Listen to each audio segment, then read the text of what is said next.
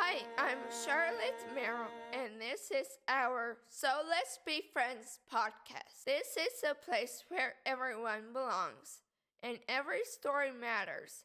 Together, we celebrate our differences, bring awareness to disabilities, and build a more inclusive and supportive world. One conversation at a time, let's open our hearts and listen with kindness. I like when people ask me about my crutches because they can get to know me, and I like having friends, so let's be friends. Hi friends, welcome back to So Let's Be Friends, where we show up for each other, listen to real stories, and help families find answers and hope. Today I'm talking with Kasey about her and her daughter. They're sharing their experience living with a rare disease and what looks like to be both a parent and a caregiver, navigating the medical world. We'll talk about their story, what they have learned along the way, and why voices of caregivers matter so much, not just in family, but in research and understanding rare disease. Thank you for being here and sharing your story with us. I'm Charlotte, and we're excited to listen. You talked about how caregivers learn so much through lived experience.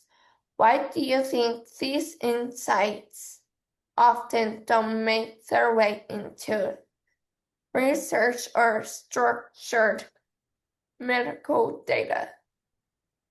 Very good. Question. It's a tough question kind of for me too, because it's very involved. So our lives consist of a lot, a lot extra, but also what we don't know is extra because, as I mentioned before, everyone has their own life.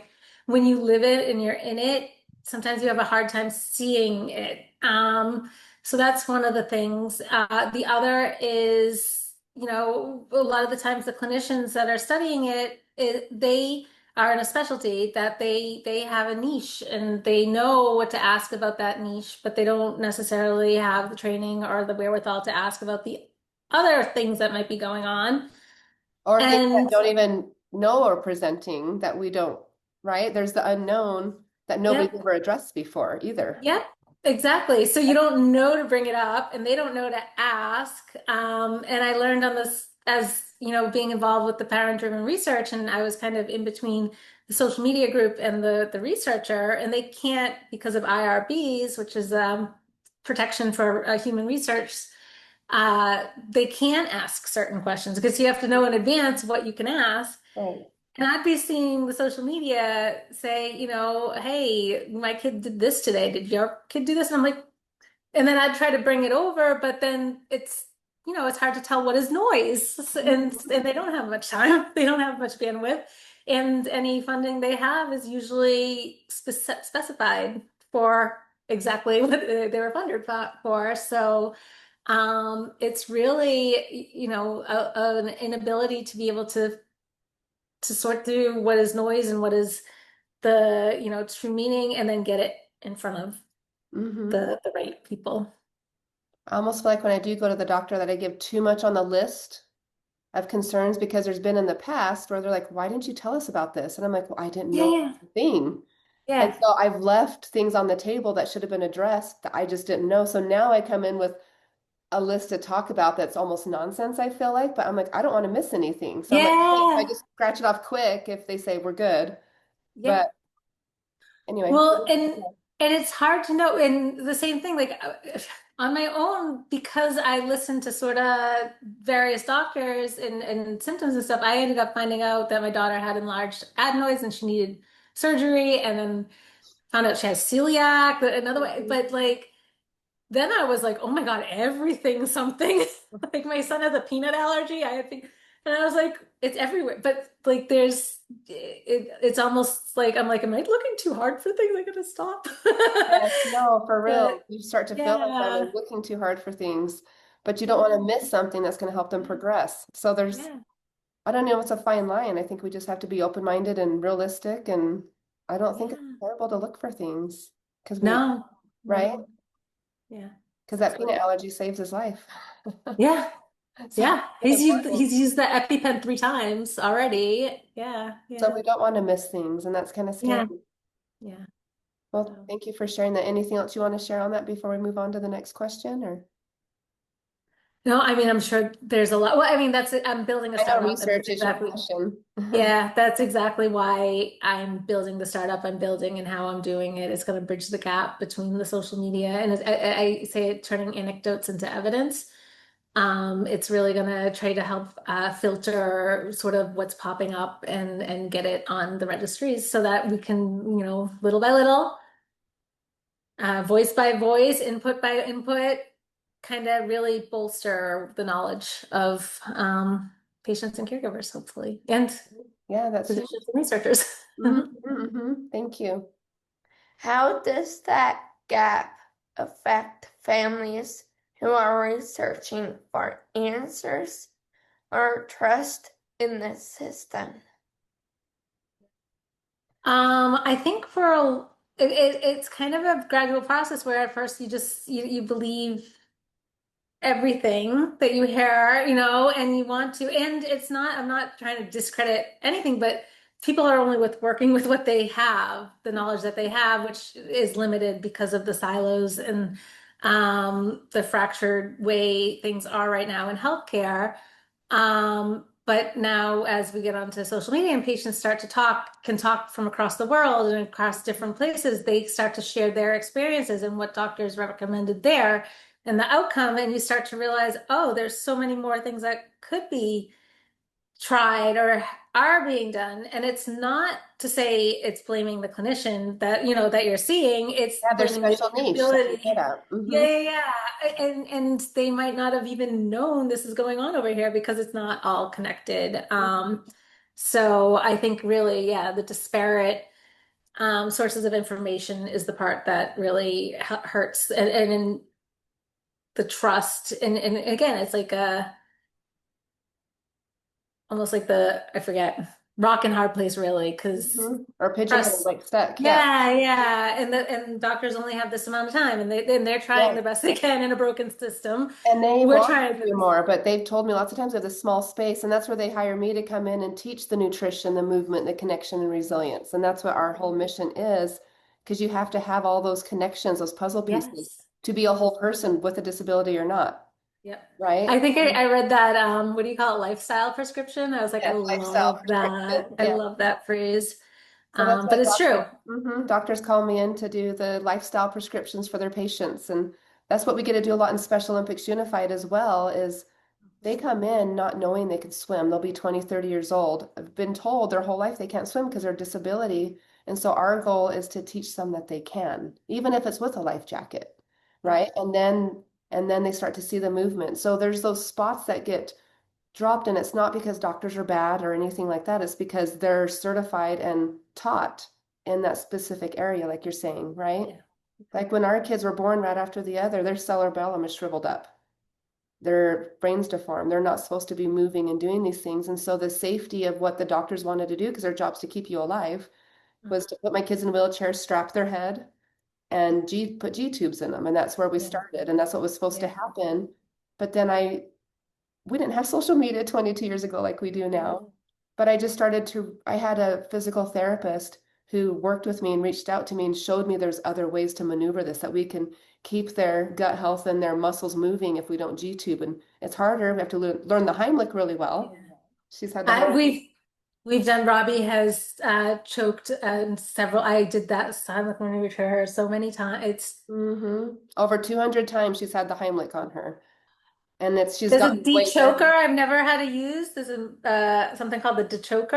I You don't know, it know if, wasn't around back in the day. I've yeah. seen Well, it I was gonna say now. for now, I Oh, I have like, know. Now I it's have the there. adult size and the kid size just in case. I was Oh, like, yeah. So, yeah, back in the day, there wasn't that. So I just got good at the Heimlich. But then you create other health problems by doing that. Like she became afraid of eating. And I didn't realize they created that disorder. So then we had to go through that. But she was afraid she would either break a rib or possibly die every time she ate. And so we've had to learn. We have the yogurt drawer where there's yogurts and things, right? I also have some on myself too. Yeah, she keeps yogurts with her because that's something she can eat and knows she can safely eat without choking if she's by herself and there's not someone around to call. I learned yeah, I can't eat ice cream with M&Ms Or chunks. because right side. You gotta look for. the ice cream gets so cold for me. I'm like sensitive with cold and hot. Yeah.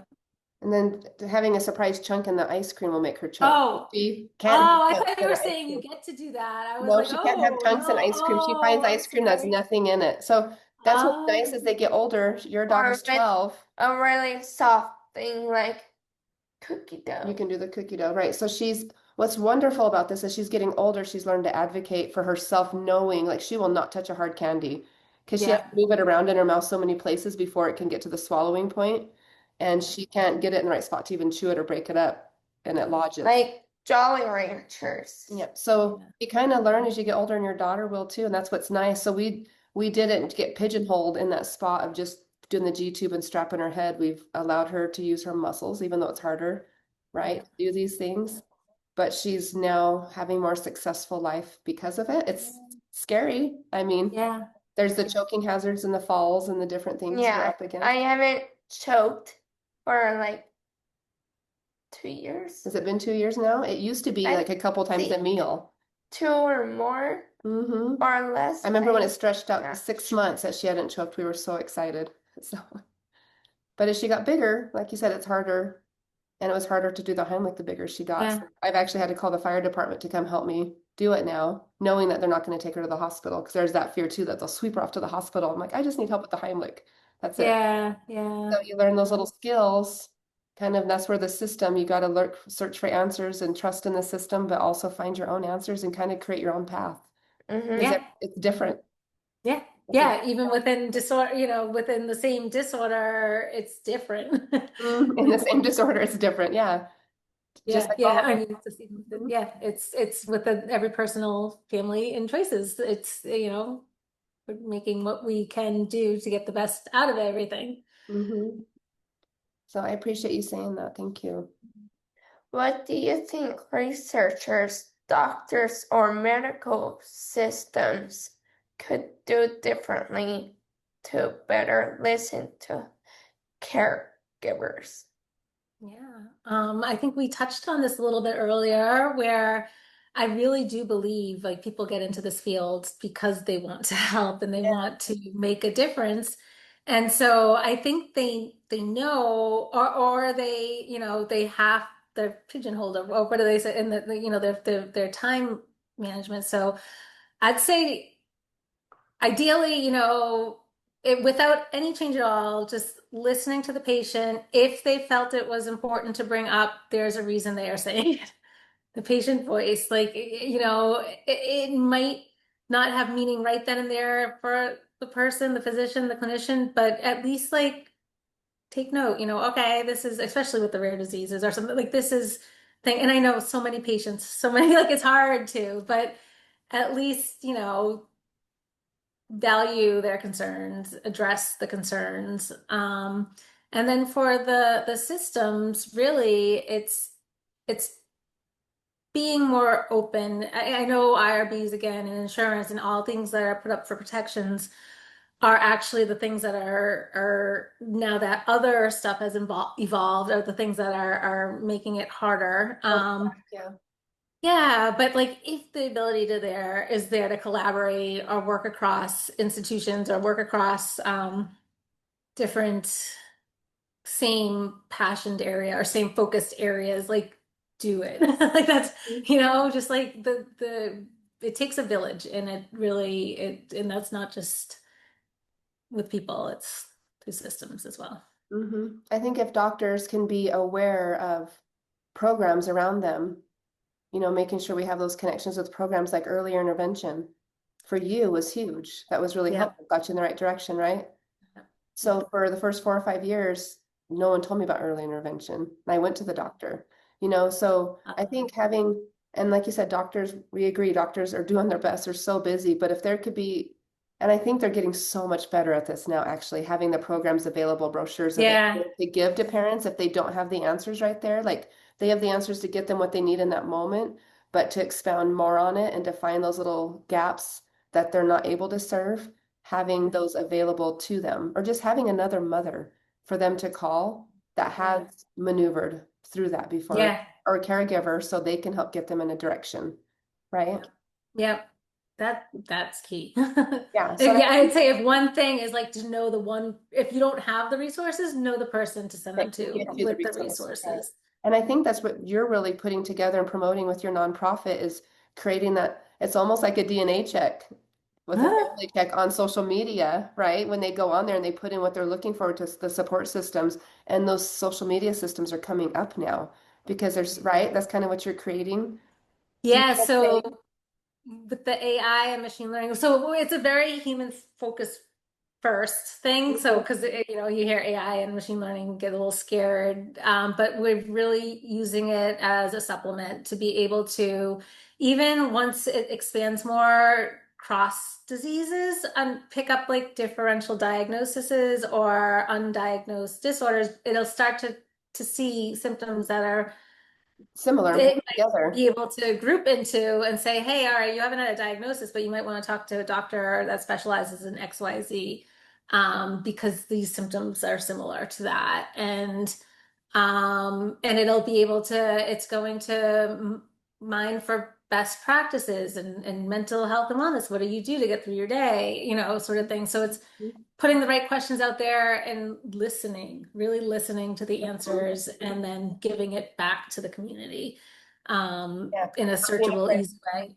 Yeah. Not being afraid to give them the resources and not having all the answers, but where to find them. Yeah. Which is the patients and caregivers Yes. and the ones that live it Yes. every day. And I've had doctors just, um, I wasn't anyone special except for a mom with 3 kids with special needs.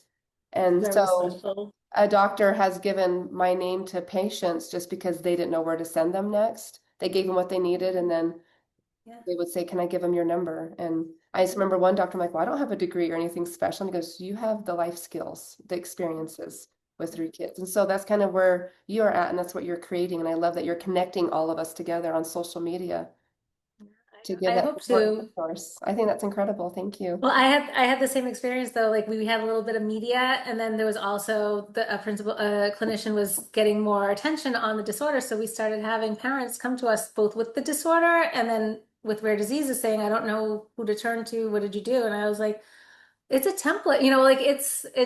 I mean, it's not fully a template. Everyone has a difference in their experiences, but there's so much that's just easily replicable and like to share, and that's Mhm. early beginning days of like started forming. Yeah, no, that's good.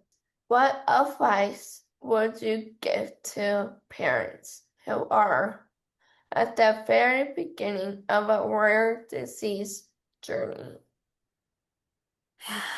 Um, well, I think one of the things is talk to anyone and everyone you think that either has had a similar experience or is willing to help. If people are willing to help, it was very hard for me. I don't like taking help. I like giving Right. help. Exactly. Same way. So yeah, it's very hard to, how can I help and be like, oh no, that's okay. Take the help. Take anyone that wants to help. If, Yep. put them to work in a special, in whatever way that feels right, because it's an everyday journey, and you know what, someday you can turn around and help them. Like that's what I'm hoping. I'm going to help people, but find your village and use them. And that's what this And podcast is hoping to do, is using what we've gone through in our heart. And we're still in the middle of it. My one is 13 or 14 now, right? So we're still in the middle of it, but now we're trying to use it and be more on the positive side and be able to help others and not just be stuck in our heart. Does that, so it's kind of what you just said. that's 100%. That's when I said I was going to start a podcast back, and I was doing putting videos on social media because I saw so many people coming to me with the early diagnosis and so devastated. And it was really that I wanted them to know that I've been there, and it was one of the hardest, the hardest parts of my life, but I'm happy. Like, Yeah. this is like you will have joy again, and not in spite of it, but with it and because of it. And it's really hard to understand until it's like one of those if you know Yes. sort of There was situations. that time when I was depressed and broken in the early mid 2000s, way in the beginning of the stages of just trying to understand one after another born with a disease and Yeah. kind of trying, and I was angry. I was mad. Yeah. Oh I'm yeah. and trying to understand Yeah. why, you know? And so there is that stage that you have to mourn and be okay and get through. And it doesn't mean it doesn't happen and feel again hard again, because now we're Yeah. going from kid to adult and I'm trying to maneuver going into the adult stage, but being a caregiver, but given the independency and finding that back and forth. When do I back up? When do I, Yeah. you Yeah. know? And she kind of is letting me know. She's like, Mom, stop. She's getting good at letting me know, and that's a good thing when she doesn't. Yeah, no, I know. It's a beautiful, bittersweet thing of parents and moms when their kids are like going off, but not, yeah, I get Yeah, it. that's so good. Thank you. What helped you the most during the hardest moments? Yeah. Robbie, my kids. I love Because, yeah, like because she was happy. And one of the parents since then has said something that stuck in my head. They said, the hardest part of the disorder is for the parents, and the burden and the weight of the concern and the weight of the physical stuff. They said Robbie and the other kids, mostly, a lot of them, don't see it as a disability. She just loves life. So I would just say, okay, today's a bad day, but look at Robbie, look at how happy and how great Davis is. Focus on them. hmm Focus on that minute, and then glimmers, little things, the little things. Like, oh, this is a really comfortable pillow, I'm really glad I can rest right now. Like, I might not have had this opportunity, like, Right. just, yeah, No, gratitude and no, that's really perspective. good advice. Just even focus on the happy little things in the moment. Mm-hmm. If another caregiver is listening right now and feeling overwhelmed, what would you want to tell them? Most of the stuff, unless the health, it comes down to health, safety, wellness, happiness. hmm Everything else can fall apart. Like, literally. And I had health issues at one point, and I thought the world was going to stop. I had chronic fatigue and I couldn't answer mails, and I was like, oh my God, how is this gonna, and nothing fell apart. hmm And then I was able to build back, by prioritizing what I knew was what was needed for the moment. And so my mantra that got me through so many things is do what you can do in a day. And if that's just sitting on a couch watching a movie and that makes you feel good, like lean into it. The biggest thing I've realized is no one understands what we're going through. Right. And so they're never going to be able to understand like that you can do what makes you feel good. If you show up late, if you don't show up, hmm you're doing what works for you, and you don't have to explain it to anyone else, within a degree, obviously, but that's it. Yeah, one of my things as a mom, two of the things I try to tell myself often is, well, find joy in the moment. I used to say find joy, right? But then I even broke it down to the moment because sometimes finding joy got too big. But finding Yeah, that moment, like you said, just a pillow or yeah, what, or singing a song with my kid, or just those little moments in the car going to school and getting to, have them reach out for my hand. Just those little yeah, moments yeah, instead of yeah, focusing so big on just trying to create and find joy, but finding yeah, in the moment. And then just, I always remind myself to help me muddle through whatever decision I'm trying to make is I only get to be a mom once and I want to do it right the first time. So what is that better option to be that? But then you got to take care of yourself. So you got to keep that in mind. So. What gives you hope right now for the future of rare disease research and support? It's exploding right now. I've gone to the conferences, and to go from the World Orphan Drug Congress was the one in particular that stood out. From 2 years ago to this year, you're starting to hear, oh, there's this disorder that has this therapeutic. Not just stopping degeneration in some places, that there's restorative, and like in the way that AI and machine is being applied to therapeutics and to diagnostics. It's just, and the connecting of the conversations, and I think it's a big want for a lot of people, and you can't get anywhere without the want to join in. So I think it is really it's already happening. For us, it's not fast enough, but I think it's I think things are happening, and I think it's cause for hope. Yeah. Hope. I like that. Yeah. A cause for hope. What has your daughter taught you about strength and resilience? Resilience, that's a tough word. Well, yeah, it is a tough word. She's taught me that you can, despite the challenges put in front of you, or the what is the norm for everyone else. It's about perspective. It's about how you see yourself. And she sees herself as a bossy, bold, sassy, funny girl, and she just plows life through that without even a look at, or it seems like even a second thought about her disabilities. And she just wakes up with a smile, and gives other people smiles. So she reminds me that in the toughest times, it's about how you look at things, I guess. Yes, perspective, like you said. Thank you. Thank you so much for sharing your story and your experience with us today. Stories like yours help each other, families feel less alone, and remind us how important it is to listen to caregivers and lived experience. And you'd like to learn more about our mission or connect with our community, you can visit www.mirrorbuds.org. Thank you for listening, for caring, and for supporting families of all abilities. And as always, so let's be friends. I love it. Thank you. Thank you. Thank you.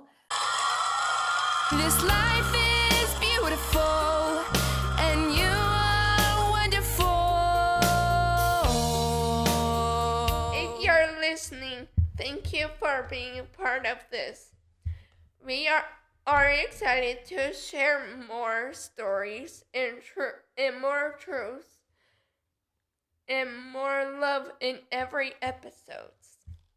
Until next time, love one another, and like I say, so let's be friends.